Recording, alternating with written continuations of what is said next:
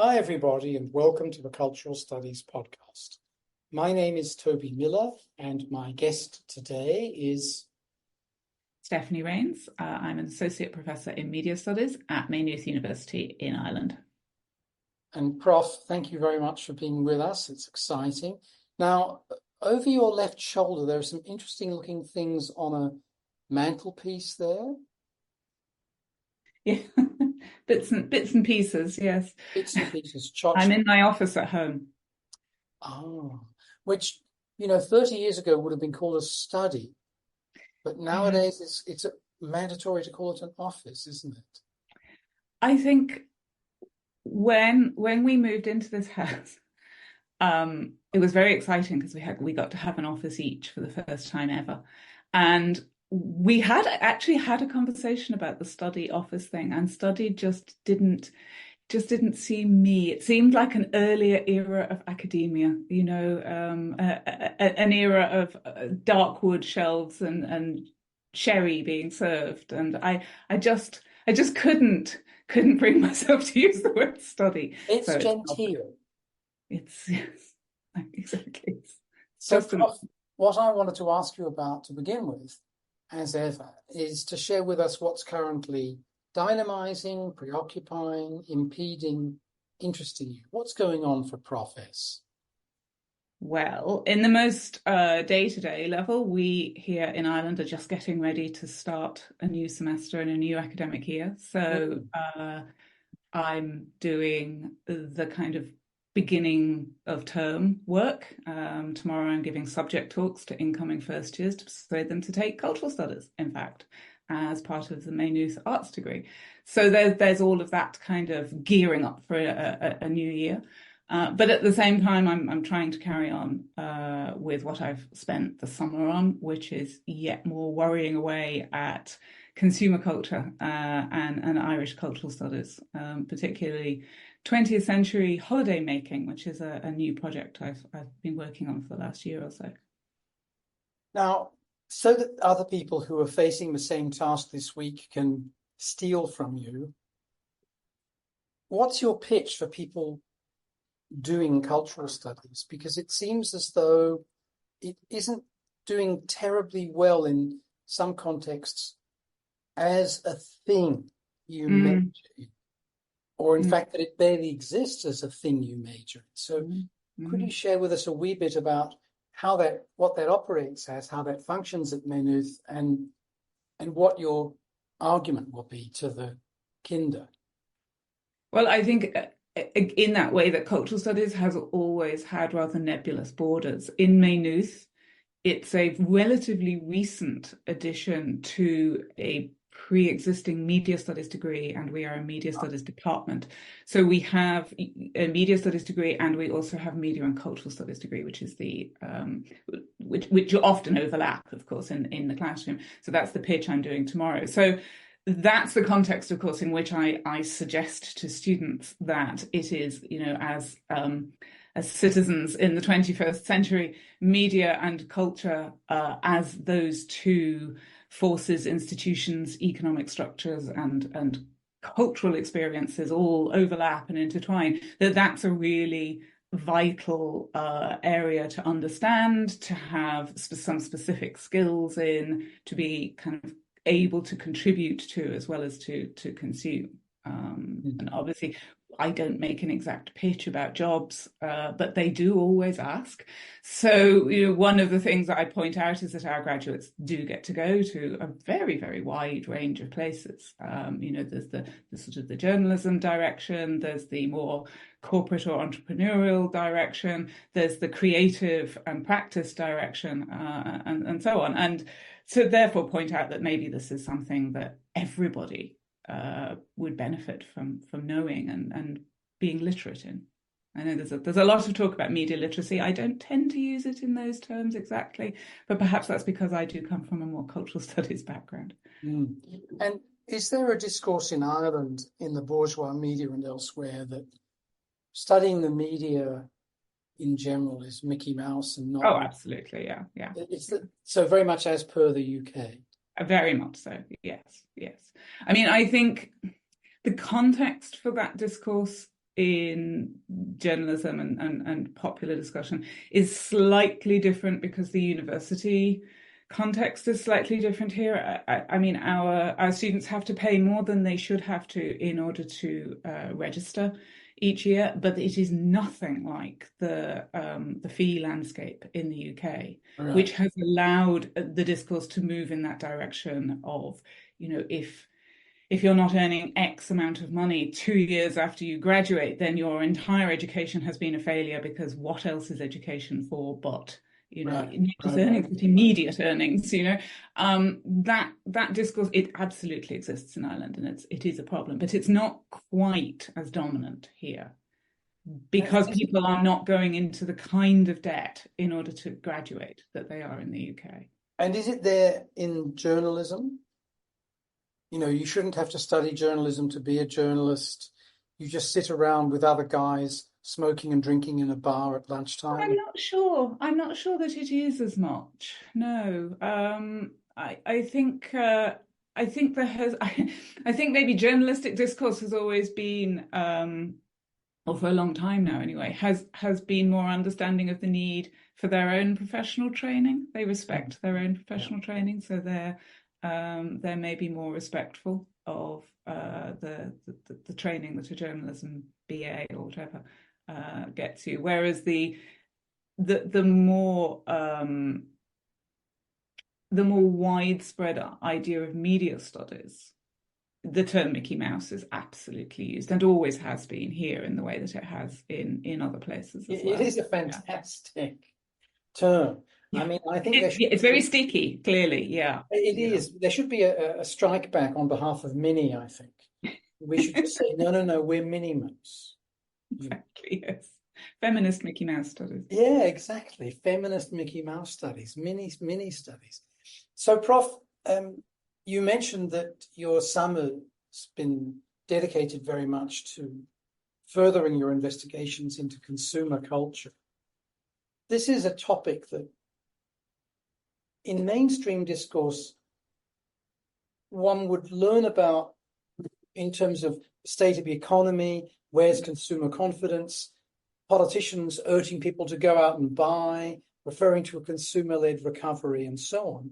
But in cultural history, American studies, lots of other fields, it's been quite an important concept, consumer culture, since in the 19th century, but big time since the 1950s, I'd say. Could you tell us a little bit about its, that's my tendentious genealogy. Could you tell us a bit about what consumer culture comprises? First of all, I would definitely align myself with your first definition there of dating it as being important at a mass scale since the 19th century. It does become a different thing from the 1950s, but I think you do need to start it in meaningful terms in the 19th century. I think of course, it is all those things that you first name. It is underpinned by a particular kind of economic structure and an economic dependency upon consumer capitalism and consumer spending. But I suppose for those of us who come from a cultural studies background, one of the things that I find so valuable and fascinating about it is that the culture that comes with consumer culture is something that becomes completely enmeshed from well before the end of the 19th century, completely enmeshed in everyday life. And I think that for me, that has always been the thing I'm seeking to do is to explore the cultural studies of everyday life, in my case in Ireland. And that consumer culture acts as a kind of prism because it kind of combines those economic forces, state institutions, economic institutions, aspects of business history, everyday life, people's aspirations and feelings and ambitions which, can all become sort of boiled down to individual consumer items, individual consumer practices, the development of shops, which is one of the things I have worked on in the past. Those kind of often quite banal seeming aspects of everyday life, going to the shops, buying a commercial newspaper, looking at the advertising, wanting the things that are advertised in it. Those, for us as cultural historians and cultural studies people, those things can be a way in to understanding the life world of whatever period that you're looking at, whether that's the 19th century or the 1950s. It provides a framework, a kind of historical but also emotional framework for trying to establish those patterns of everyday life that people lived, and which can be in some ways the hardest things to recover for us now. And you've got two books on commodity culture / consumer culture. You use both those terms. Yeah. That cover the period from the middle of the 19th century to the early 60s. So, and interestingly, even though you say this is about everyday life and consumption and so on, there's a 6-year period that isn't covered in those two books. And one ends in a very important year in Irish history, and another one begins in a very important year in Irish history. So this indicates that you're very alert to the fact that the political economy and struggle and war are, in fact, ways in which one has to understand consumer culture, I think. Yes. I think that, nobody has ever pointed that out to me before, Toby, and I have never realized it, that I have a missing 6 or 7 years between those two, the titles of those. The Irish stopped buying things. Well, I mean, to some extent, it's certainly in the most recent book about advertising and consumer culture in the 20th century. The Second World War had to have a chapter to itself precisely because it had such an odd effect on consumer culture. So that's my excuse for ignoring the War of Independence between the two books. Well, so I didn't mean it in a blaming way at all. I meant it in a way that was interesting. So let me phrase it slightly more positively, which is the spirit in which I meant it. What made you start in 1850 in the first 2 volumes and finish in 1916? And perhaps, I mean, if you wouldn't mind explaining to people who may not know what happened in 1960, which I imagine is pretty relevant to this. Or indeed what was happening in Ireland in 1850. Exactly. Because you do, I mean, your original question, I think it's really, it does get us to a very important issue about the way I suppose that cultural studies works for everyone once they're at the specifics of trying to address it in their place, in a very specific location. And certainly in an Irish context, the significant dates in national history and state formation in some cases, of course, do have this enormous impact for that kind of rolling knock-on effect in economic structures, institutions, and everyday life. So the first book that you were referring to is about consumer culture and a kind of history of department stores in Dublin. And it goes from 1850 to 1916. And 1850 is a relatively round number start, I suppose, for mid-19th century. It's often a date that people would use for a certain moment in kind of consumer and mass culture generally. That's a point at which you're starting to get, a commercial press. You're starting to get the very earliest department stores as a kind of flowering of a new kind of modern economics and culture and so on. But in Ireland, that is also, the famine is still ongoing at that point. And one of the things which I felt kind of obliged to draw attention to in one of the very opening chapters of that book is that looking at something like consumer culture in an Irish context, it does work to draw attention to how local and specific and uneven these kind of cultural and economic experiences are, in that you have what go on to be some of the largest and most luxurious department stores in Dublin that were, sometimes referred to as cathedrals of consumer culture, opening in Dublin on the far east of the country at the exact moment that people are literally starving to death in many other parts of the country, but especially on the west coast, and being driven to emigrate, and so on. And the fact that those things can be happening at the same time in the same on the same island does kind of give you that useful, if sometimes rather shocking, way in to the unevenness of exact experience. And then, I finished it in 1916, which for those outside Ireland may or may not remember is the year of the Easter Rising.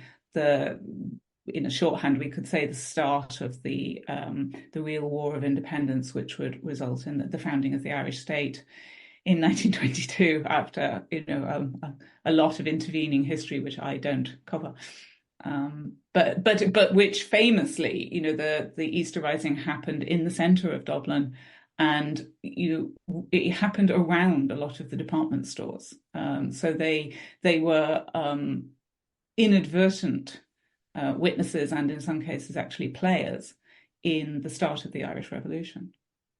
And getting back to cultural studies, your approach, I would say, is much more political economic than many people associate with cultural studies.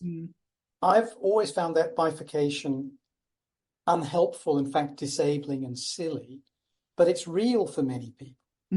It's real for many people. And in some of the defenses of consumer culture, the argument is made that if, say, you go back to Kant and the notion that Enlightenment is about freeing ourselves of various adolescent tendencies, juvenile tendencies, like he can't say this directly, religion, and the emergence of consumption. This is taken to be a specifically anti-female position, because women, as the people engaged in the provision of households, of everything from clothes to food and so on, are necessarily the principal consumers of everyday as well as luxury goods for everybody, right? That kind of argument.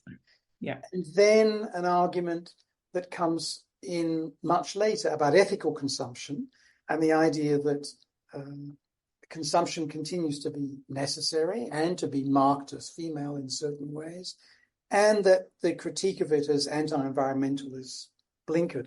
So I wondered if, sorry for that rather lengthy remark, but I wondered if you could comment on two of those things. And first of all, the relationship to political economy in your work. And secondly, this issue of the defense of consumerism on the part of a certain kind of feminist cultural studies. Yes, I mean, I really don't tend to engage very much with that latter one. I'll come back to that perhaps, but I have certainly always found the political economy of consumer culture to be essential. I think that maybe that bifurcation that you were describing in cultural studies more generally makes more sense and is easier to maintain in certain areas of study. But I think if you are studying consumer culture, and if you are using consumer culture as this prism for pulling together economic forces which shape culture and everyday life, then you cannot divorce the culture from the political economy. They shape each other in very complicated ways.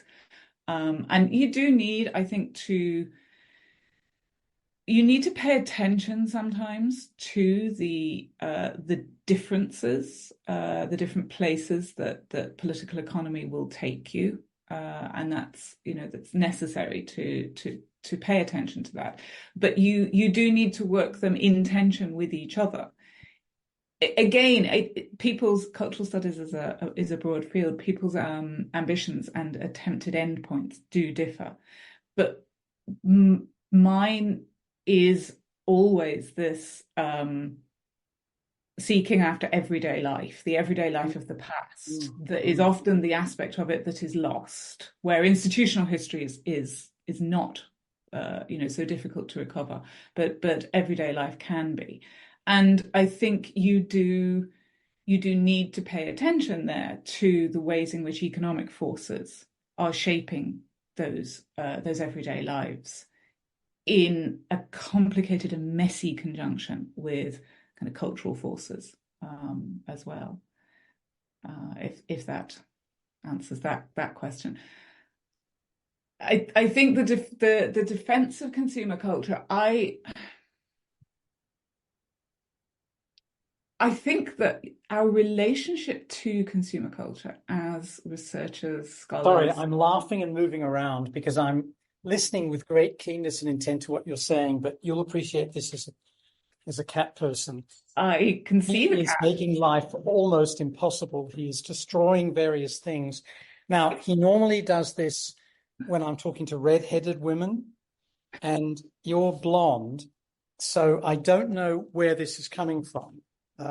But anyway, I am He listening. probably has a sense that I have two equally badly behaved cats somewhere in this house who could make an appearance at literally any moment. They were asleep when we started recording, but it's only a matter of time, Toby.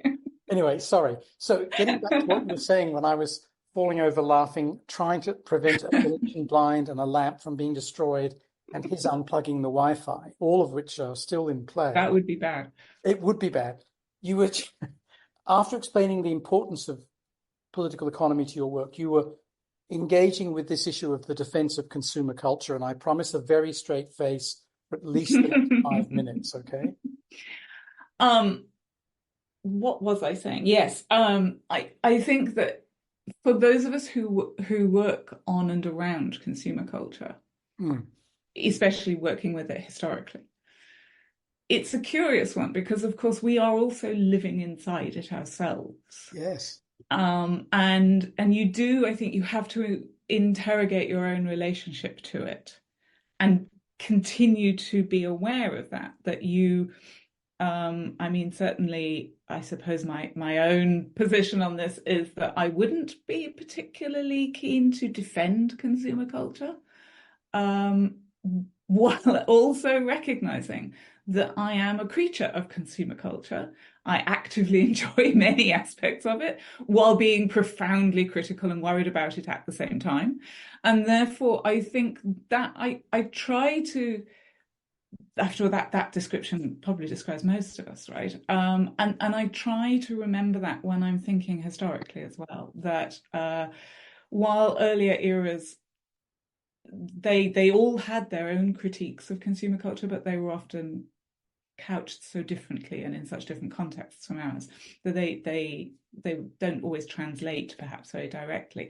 But I do think we always have to give the past the respect to bear in mind that most of the individuals we might be looking at or thinking about or even just considering en masse were also acting in a kind of ongoing tension, probably in their own relationship to consumer culture, that they were actively enjoying a day out at this wonderful new thing, a giant department store, while simultaneously maybe having some rather different views about politics and economics and so on that might give them a rather critical gaze towards that department store or its owners or the supply chains that supplied them and so on. But that doesn't stop you going and shopping in the department store, partly because what choices do you have after a certain point?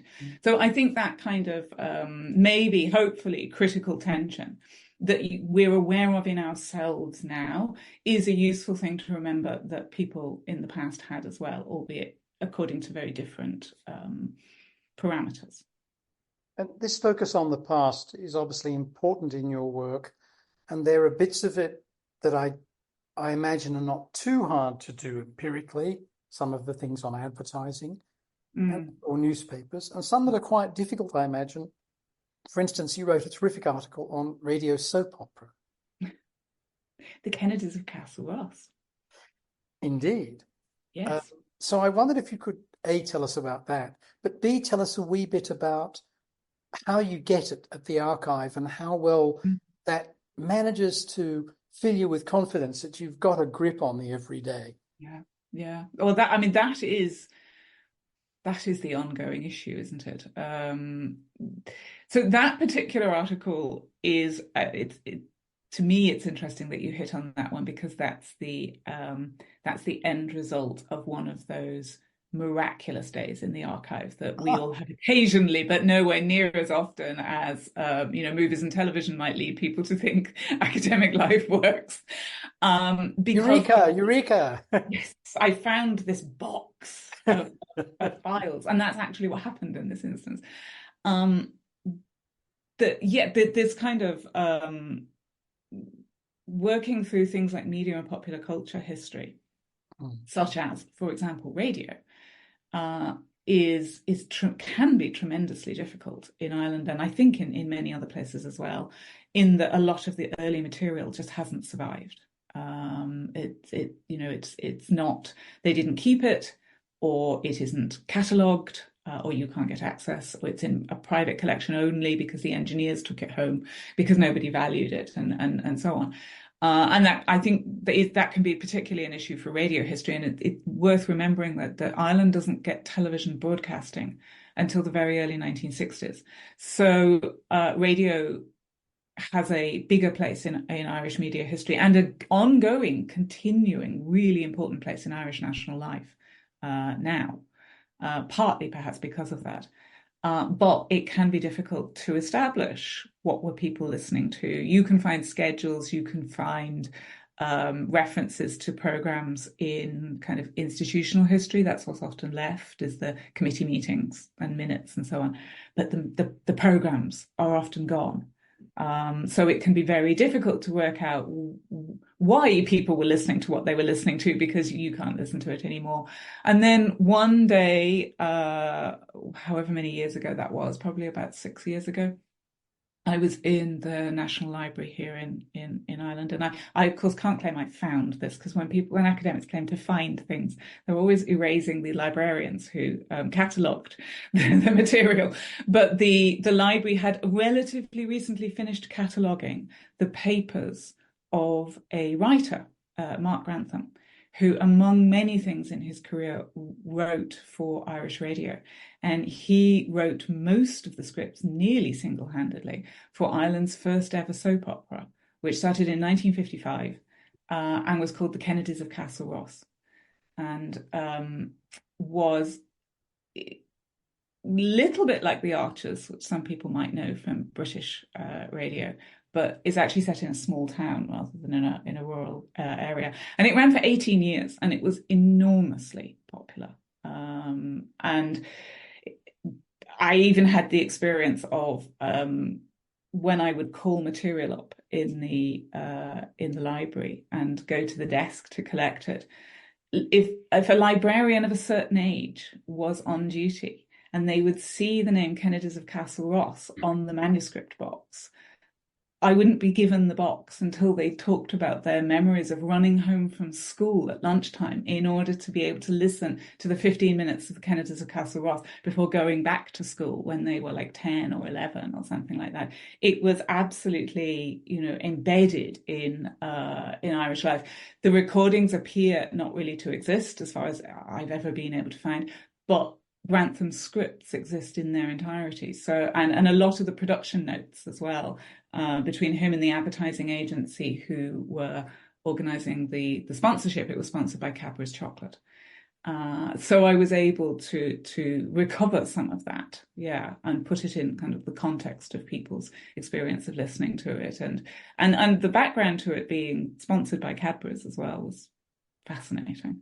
And written by a nice Jewish boy from New York. Yes, I mean that was the thing. He was actually American. He and a friend were in Ireland are studying at Trinity on the GI Bill, and they needed to earn a bit more money. And I think they must have had some prior connection to the kind of emerging world of television and radio writing in the US, and so they came up with this scheme, and it worked. His son Bill has been on the podcast. Really? Wonderful. And I did know Mark slightly. In fact, a very nice man. And an incredibly productive man. I mean, one of the things that emerged from that box of papers was the degree to which he was writing it almost single-handedly for a long time, and was just constantly being put under pressure to, produce more episodes. And they tried to syndicate it to get it broadcast in the US as well. And US networks were actually very interested and wanted it.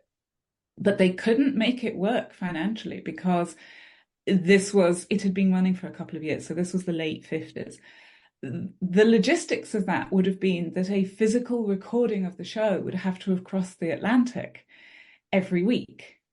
There were a couple of episodes every week, but they would have to have done that. And the costs of that were so great that they needed to get US sponsorship to cover. The network wouldn't cover the cost of doing that unless they could get US sponsorship. And they couldn't. And the reason they couldn't was because in the late 1950s, American sponsorship for soap opera and other kind of entertainment like that was significantly moving from radio to television.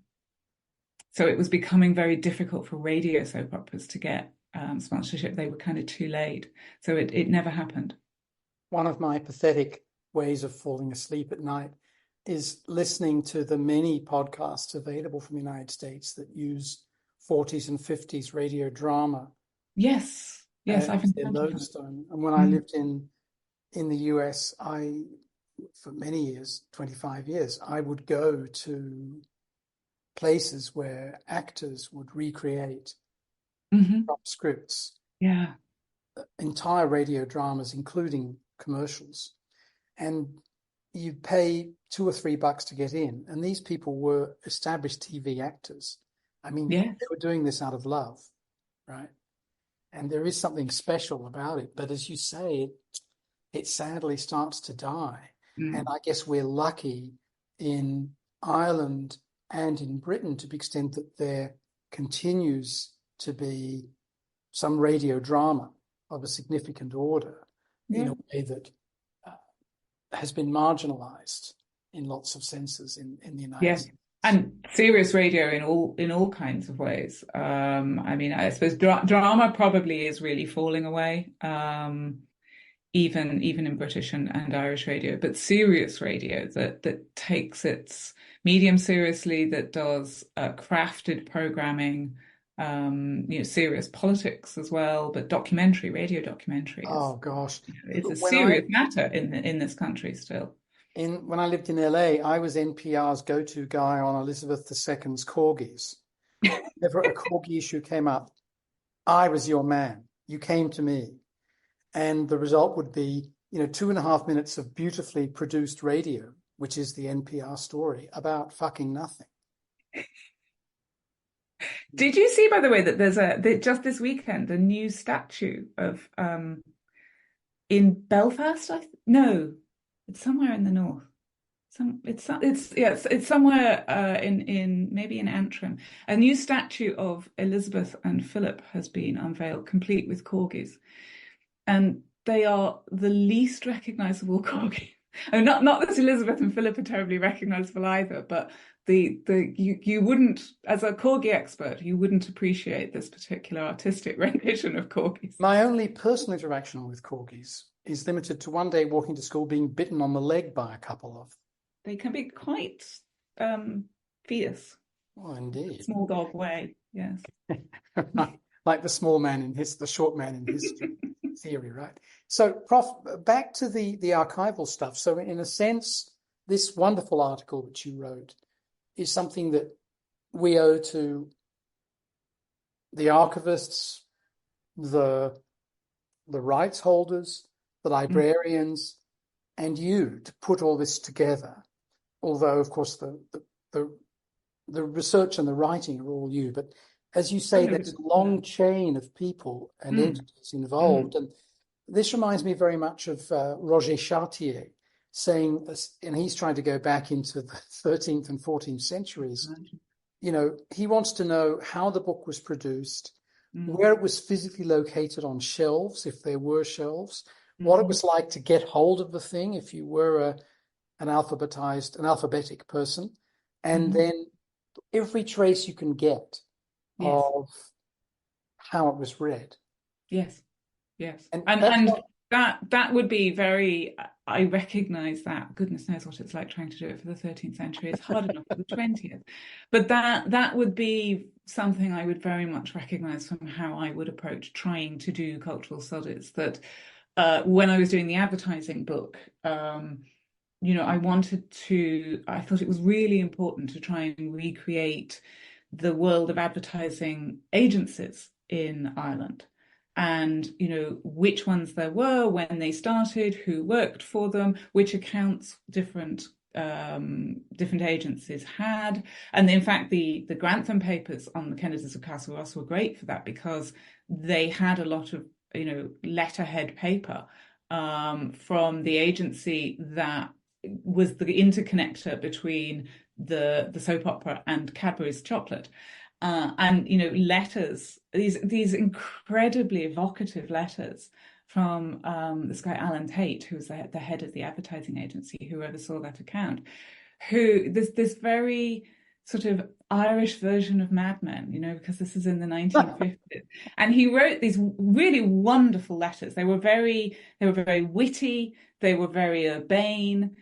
And then there's this real hint of threat underlying them then if Grantham's scripts are late. And that would all be kind of mixed into a 2-page typed letter on letterhead. And those kind of moments, those kind of finds, it looks like nothing. I mean, it's a letter from an ad guy to a script writer, but it actually does help you to begin to figure out the structural economic relationships. I mean, that's where I found out how much Grantham was being paid for the scripts, but it also being able to read those letters, those kind of moments that are part of its political economy. It's just a letter dashed off as part of a workday. But being able to read them is a way into the tone and register by which people spoke and wrote and thought, the little jokes they were making. They were making jokes at Cadbury's expense, at how po-faced Cadbury's were about the things they could and couldn't put in the soap opera. That actually is incredibly valuable as a kind of live way in to an unconsidered moment of interaction that combines culture and economics and everyday life. And wonderful in its way that before getting entry or access to the magical box, you had to listen to people of a certain age's memories. That must have helped you, actually. Oh, it did, because the not many topics that I've researched have got quite that reaction from people. I was getting it everywhere. Friends, parents, librarians. Anytime I ever said the words Kennedys of Castleross, some random stranger would turn around, in a cafe and say, "Oh, I remember that." And I had, obviously I'm not old enough to remember it. I wasn't brought up in Ireland anyway. Initially, yes, my thought was, okay, this appears to be the first soap opera in Ireland. That's interesting. But I didn't really necessarily know how big a deal it was, how powerful it had been, and I came to realize this was a real key, a real way into, because it's something from the 50s and 60s, actual living memory still, yeah. And the 2 books we've been mentioning that Prof. Stephanie wrote, with the famous 6-year caesura that I have brutally criticized.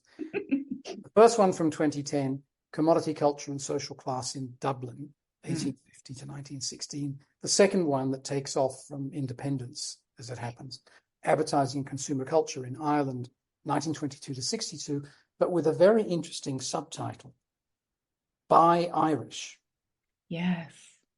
And there were these nationalistic campaigns in many parts of the world that got going, I think probably 60s and 70s especially, but I've not been able to get hold of those books, so I must admit I haven't been able to read them, whereas I've read, I think, most of your articles. Was Buy Irish a slogan and a movement that was very much in the vanguard of this advertising tendency? It was, but it has a much longer history. So it actually it came up in the department store book as well, especially in the later 19th century. By the 1880s onwards, you have organizations called things like the Irish Industries Association, for example, is just one of a number that were set up to promote Irish goods, and therefore by extension, it was hoped the Irish economy. In the 19th century, a lot of this is about watching the enormous prosperity and industrialization that has happened in England, while Ireland is lagging economically and enduring, enormous poverty in at least some parts and for much of the population, and trying to work out how to catch up, as it would certainly have been seen by most people at the time. And that one of the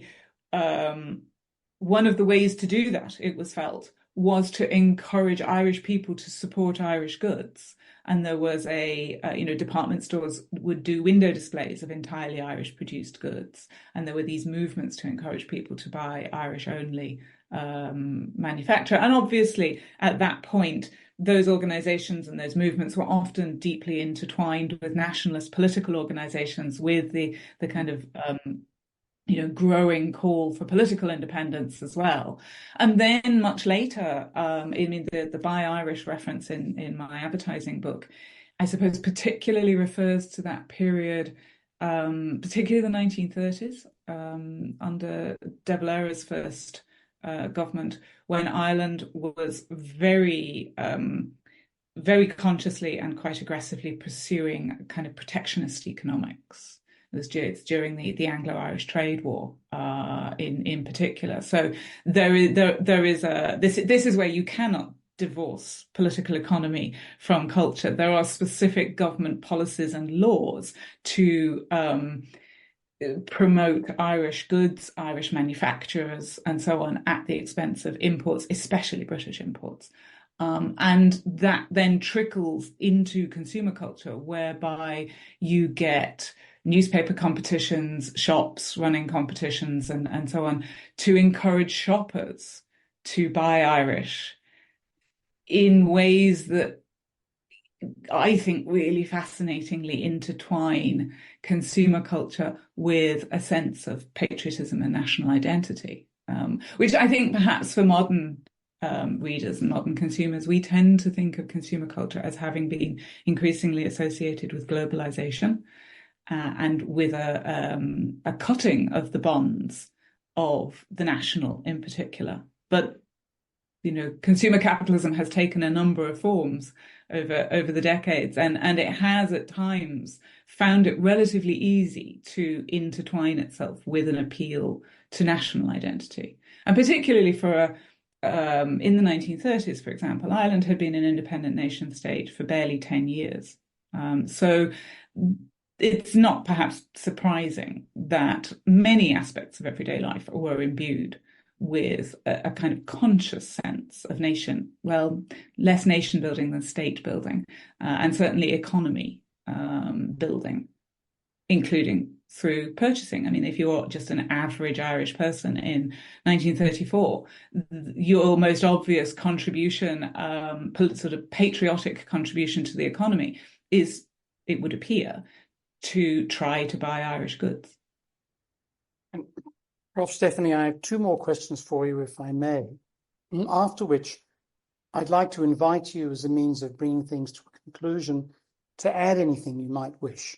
And that could involve going over terrain we've already covered in part, or it might be something new. Does that sound okay? Yeah, absolutely. So the first of my last two questions is about sex and sexuality. Mm-hmm. And I'm thinking of nauseous titles of seductive debauchery. Yes. And advertising, and no irregularity or obstruction can resist them. God, you really have been reading my articles. Yes, well, because I'm ashamed I couldn't get hold of the books, I felt I had to do a bit of due diligence on the shorter but very rich pieces. So that's the first question. Could you tell us about those pieces? Because they touch on such important questions for sex and sexuality everywhere, but especially in what came to be quite a censorious culture, Mm, I think mm. it's fair to say, Yes, and an anti-reproductive rights culture. very much so. Yes. The nauseous tides is a quote. I need to assure listeners it's not me. It's a quote referring to a perceived tidal wave of imported filth from England in particular this would have been in the early 20th century. There's a long tradition there's a long tradition of England feeling that there's a tide of filth coming from France, and particularly at that time, you have Plus ça the change, plus c'est la même chose, right? exactly the kind of lascivious and immoral French are producing dirty books and importing them into England, but at least someone's got to translate those into English before everyone can read them. Whereas the problem in Ireland, of course, was perceived that the English publishing industry, which of course at that point was the biggest in the world and was right next door, was able to bombard the purer Irish market with its own, popular filth publishing. And you won't be surprised to hear I think it's a little bit more complicated than that.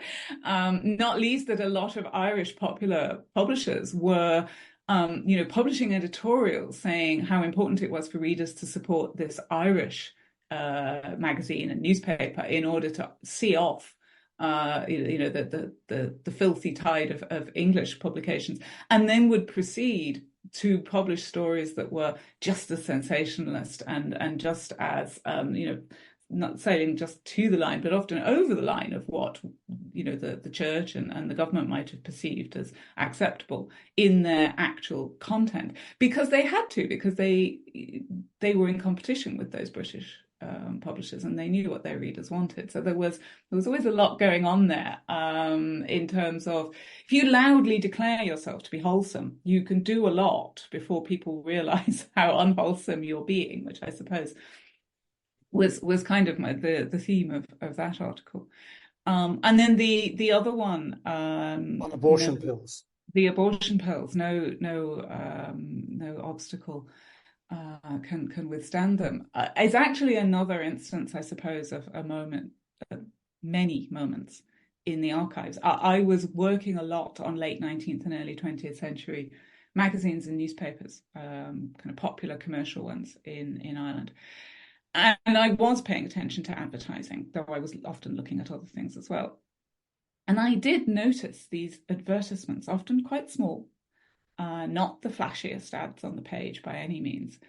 The sort of patent medicines. That was always a major part of early advertising, was patent medicines that came to cure everything. And I wasn't paying an enormous amount of attention to those because I wasn't interested in them, I thought. But I did start to notice that there were things called female pills and women's pills. And again, initially, I think I assumed they were just those, little cure everything. And then I started to notice taglines like, no obstacle can withstand them. And eventually, after a really embarrassingly long time of seeing those ads out of the corner of my eye, I had a moment of revelation in the library where I suddenly realized what these pills were advertising. And of course, at that moment, I also realized that my equivalent readers 100 years earlier would have been a lot quicker on the uptake. They would always have understood what these pills were. And so I began, this is, after all, abortion has only been legal in Ireland since 2018. It was under all of British rule, of course, it was just, illegal in Ireland as it was in Britain at the time. it was illegal in various ways to, advertise abortions or perform abortions. It was quite considered a pretty serious crime, even in the late 19th, early 20th century. And yet, the more I looked, the more I saw these brand names being advertised, every week, every monthly edition of women's magazines and so on, competing brand names, ever escalating claims about, the speed with which they would bring about the happy result, and, phrases like that, which to the modern reader are sort of strangely obscure, and yet as soon as you do understand, they're incredibly explicit as well. And I gradually realized that there had been this long-standing trade in British and Irish newspapers and magazines advertising these herbal abortion pills that were a kind of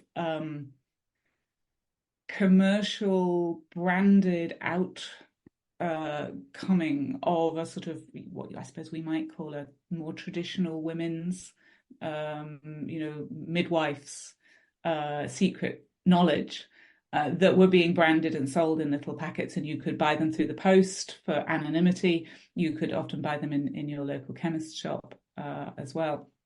And they were being advertised, and they were just, they were being just obscure enough in their wording to get away with it, and that then when the Irish state was founded, as you put it, a more censorious attitude prevailed. But those ads did actually persist, which is not what any of us in Ireland would ever have thought. That was the thing, really, I suppose, that prompted me to write the article, that this was something I think very few of us here would have thought was possible, that those ads actually did continue for the first nearly 10 years of the Irish state, until it became legally just too dangerous for editors to publish them. Fascinating. And my last question, Prof, before handing to you, is about the abject. And you knew for some time this question was coming.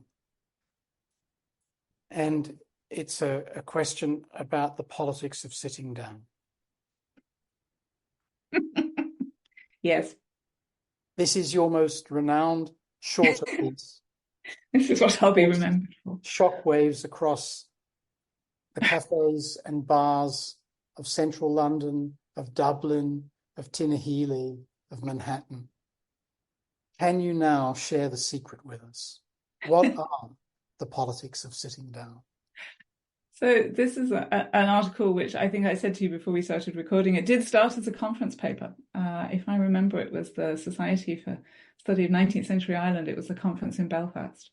And it was about the fight for public toilets in Ireland, and specifically in Dublin, for women's public toilets, much more importantly, and the ways in which that fight was itself an advocacy for women in public space. The notable way in which Dublin was behind other cities, certainly cities in Britain, in providing women's public toilets, and discussing perhaps why that might have been, and the implications of that for, because now we're talking late 19th, early 20th century. This is a world in which the public sphere and the streets of the city are, on the face of it, full of women moving around the city. But just the, if you have a professional interest in everyday life, then it doesn't get more every day than needing to use the loo. But imagine a world in which that is actually extremely difficult because they're just not being provided for you. And so I kind of tracked the ways in which the reasons why they weren't provided, which were not surprisingly, moral arguments, and then gradually their provision, and the way in which this all was also bound up with consumer culture, because department stores were in fact one of the few places where bathrooms were provided for women before public bathrooms were provided. But of course, that's then complicated by the fact that department stores were very middle class spaces. So that kind of, complicated intersection between gender and class. Middle class women would, have begun to have options because they could pay their way into or be socially accepted into spaces that were designed for them, where working class women wouldn't have been able to. But yeah, I was saying to you earlier that I was aware for some time, long before the article came out, but that after I gave the talk, that I had become known as that woman that gave the talk about toilets in Belfast last year. So I've come to accept that if I'm remembered for anything, it might be that. My mother's very proud. And Prof, what about something to add to what's been said? I mean, where to start? I suppose because I'm here in Ireland and so I'm operating in this very specific context, I would maybe add a plea for the importance of Irish cultural studies. That this is a very small place, it's a small culture and society, and its place within the larger international field of cultural studies can therefore be quite complicated, I think. That a lot of the parameters and assumptions of what we can say, what we can examine, what is important to examine within cultural studies have been determined by these bigger academic and just national fields, the UK, Australia, and the US, for obvious reasons. I find this even, when I'm teaching undergraduates and I'm looking for articles to assign, and it is so difficult to find an article that relates to, this week's topic, whatever this week's topic is, that isn't in an Irish context. We so often end up having to discuss American television or, British cultural studies or, British popular culture or whatever, because it's such a small field here. But the scale of it is one thing, but I think that the plea I suppose I would make for Irish cultural studies is that it is so valuable to do on its own terms, not to think of it as a subfield of British or American cultural studies. And it's not comparative. That's one of the things I've always really found I have to think about quite consciously, that not to just end up taking, certainly when you're here, the British context is the one that can most obviously seem to be the norm or the default, and then simply compare the Irish context and culture and experience with Britain and just say, well, this is the same and this is the same, but this is different and this is different. And you end up, Ireland and Irish cultural studies that in that context then can end up being only a kind of weird form of comparative literature.